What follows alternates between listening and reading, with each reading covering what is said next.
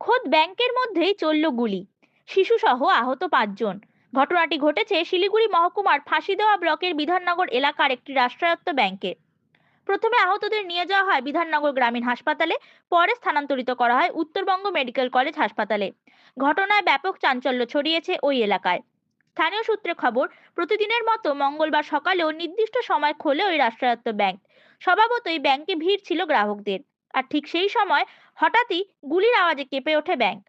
দেখা যায় আচমকা ব্যাংকের নিরাপত্তার দায়িত্বে থাকা কর্মীর কাছ থেকে তার আগ্নেয়াস্ত্রটি পড়ে যায় এবং তা থেকে গুলি বের হতে থাকে।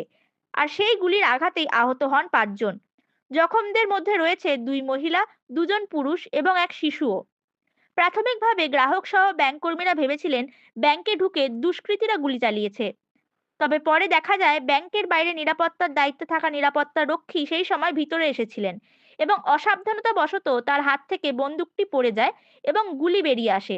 এর ফলে দুর্ঘটনাটি ঘটে। খবর পেয়ে ঘটনাস্থলে তড়িঘড়ি ছুটে যান ফাঁসি দেওয়া বিধাননগর থানার পুলিশ। ঘটনার সময় ব্যাংকের ভিতরে থাকা গ্রাহকদের মধ্যে আতঙ্কের পরিবেশ সৃষ্টি হয়। আপাতদৃষ্টিতে সহজ সরল ঘটনাটির পিছনে অন্য কোনো কারণ রয়েছে কিনা তা খতিয়ে দেখার জন্য ইতিমধ্যে পুলিশ তদন্ত শুরু করে দিয়েছে। এরপরেই ব্যাংকের ওই শাখায় পরিষেবা বন্ধ রাখা হয়েছে। কর্মী ও গ্রাহকদের জিজ্ঞাসাবাদ করছে পুলিশ।